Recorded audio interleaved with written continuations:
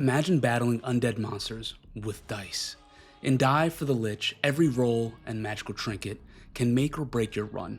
Today, I'm playing through the most recent Steam demo of Die for the Lich, showing off its dark dice, deck builder mechanics, combat, trinkets, and my favorite loadouts so far.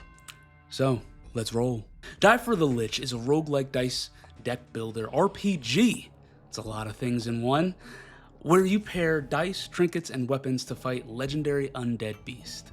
You unlock gear by completing these really difficult, grueling challenges against these blood moon demons who heal every turn. And you eventually will face off against the Lich himself. So, the demo really covers the first chapter, including the boss, Anko, and his minions.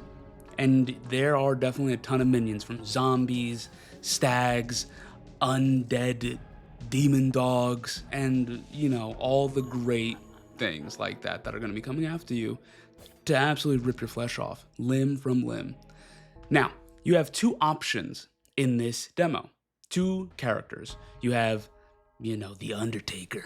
And I'm not talking about the WWE Undertaker. You have the Undertaker, great guy, shovel and shield. And then after you beat Anko once, you unlock the legendary, the Paradise himself, the Inferno, Dante. And Dante's a really unique character. His mechanics are very different, but we're going to get into that a little bit later. I just want to let everyone know that there are two characters to play with.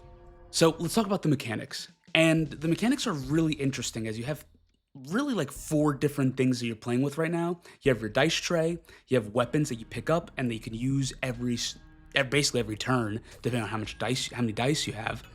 And then you have trinkets and bones. So depending on who you're playing as, these will come into play constantly. So let's talk about the dice deck building. You can collect different types of dice and use bones to manipulate rolls, or trinkets to really manipulate rolls. It really comes down to you, but pretty much it goes all the way up to like a d20.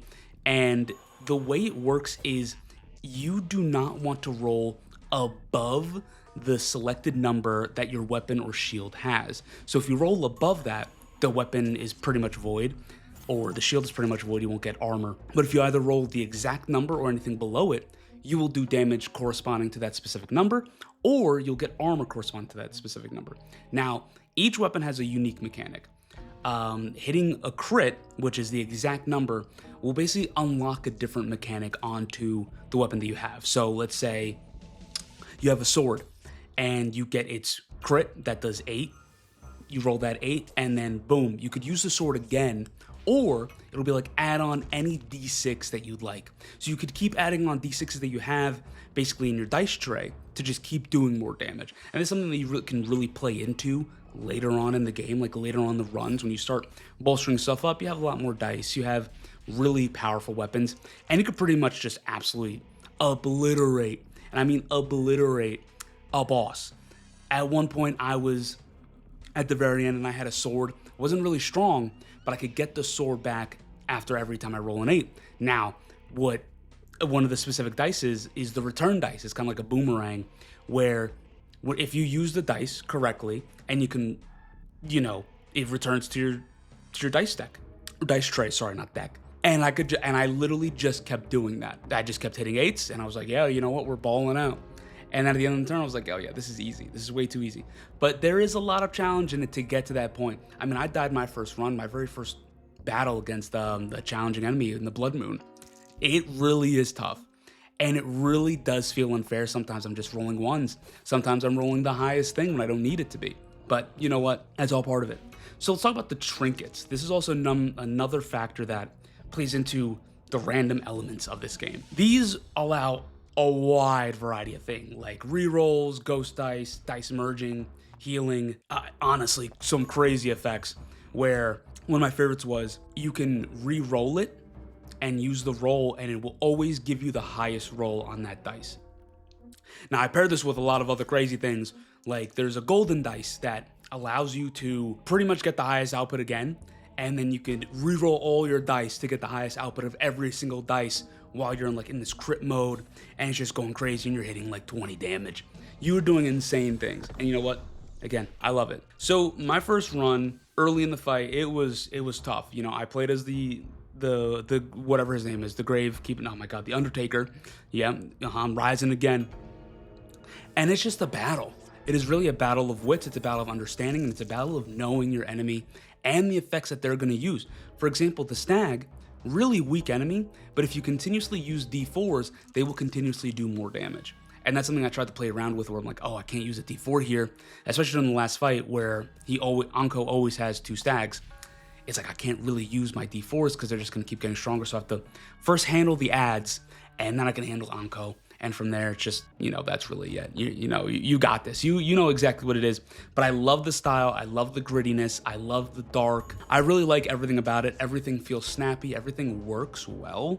I don't really have any complaints on pretty much anything involving this game. It's really, really just a fun time. And it really had me just wanting to play more. And after I beat the game twice for just I beat it once with the Undertaker for what's his name, Dante, and then I beat it again with Dante. I was like, you know what? I'm gonna go for the daily run challenges. I have to do it. I really have to do it. And I was doing it, and I'm like, I don't know how people got this. I made it to, I think it was like top 20. And I felt good. I was like, damn, I'm top 20. All right, here we go, baby. But I was like, damn, how are people getting like 15,000 score? I don't even know what it is right now. It's probably much higher. But I will say, a couple of tricks here. Combining dice, there's like a node where you can just combine dice. Awesome.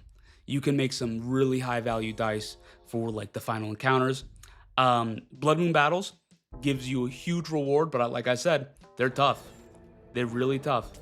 And I mean, the trophies are also really fun. You can have a lot of fun with like finding little like trophies, doing X amount of damage, rolling this amount of dice, whatever it might be. So let me give you my final thoughts, and I just want to share what the community's talking about it and the review score. So right now, the demo gives me such a different feel from like roguelikes in general. Daily runs are incredible. I love leaderboard style games like that. And you're just competing with like other people who are also doing it and just having fun with it. So honestly, it gets my stamp of approval. Let's talk about the community though. It has a 100% positive review so far on Steam. And the reviews are raving about this game. It's a ton of fun. And look, even before this game came to Steam, it had over 90,000 plays on Newgrounds. And again, people love the art style. People love the dice system and the critical role system, just like that. Not critical role, but you know what I mean. So if you want to try it out for yourself, check out the demo now. It's live on Steam. I'll leave the description in the comments and the description so you guys can go right there. But if you guys like roguelikes, turn-based games like that, and anything tactics related, definitely subscribe. Check it out. I mean, you guys already know how I am. Big Al's here. So comment below. What's been your favorite combo? What you're looking forward to in these types of games? And I will see you guys in the next video. Bye.